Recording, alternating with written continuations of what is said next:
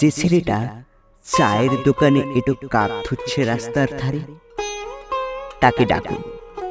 তার কানে কানে বলুন, সুজলাং সুফলাং মলয়জ শীতলাং।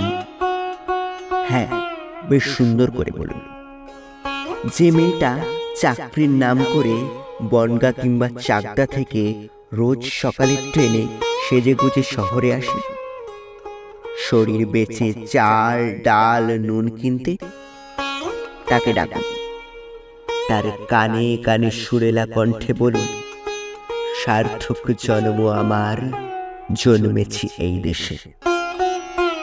যে ছেলেটি লটারির টিকিট নিয়ে দরজায় দরজায় ঘুরছে আর বলছে, বিশ্বাস করুন আমি ভদ্রলোক, আজ 10 বছর হলো আমার কারখানা বন্ধ, লক আউট, তাকে ডাকুন।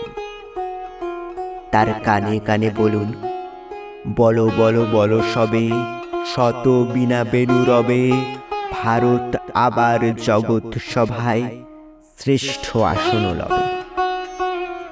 রাতের আকাশ কাঁপিয়ে অঝোর ধারায় বৃষ্টি নামলে যে মা আজও লণ্ঠন হাতে টালির ঘরে দরজায় ঠায় দাঁড়িয়ে থাকেন, তার খোকন ফিরে আসবে বলে, যে খোকনকে এমনই এক বর্ষার উন্মত্ত রাতে কালো গাড়ির পুলিশ ডেকে নিয়ে গিয়েছিল, আর বরানগরের রাস্তায় ভোরের ঘুম ভাঙা কুকুর প্রথম দেখেছিল যার গুলিবিদ্ধ রক্তাক্ত লাশ,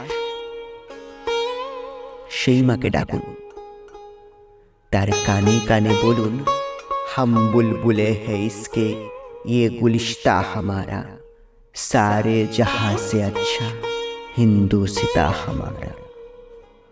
সবাইকে সবকিছু বলা শেষ হলে শুনশান শীতের রাতে 5 মাথার মোড়ে ঘোড়ায় চড়ে বসে থাকা সেই মহাবিপ্লবীর পায়ের সামনে ধীরে ধীরে এগিয়ে যান।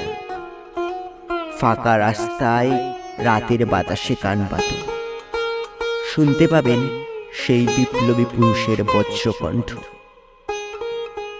আমি তোমাদের কাছে রক্ত চেয়েছিলাম তোমাদের স্বাধীনতা এনে দেব বলে, আমি পারিনি, কিন্তু আমি আমার সমস্ত জীবন উৎসর্গ করেছি।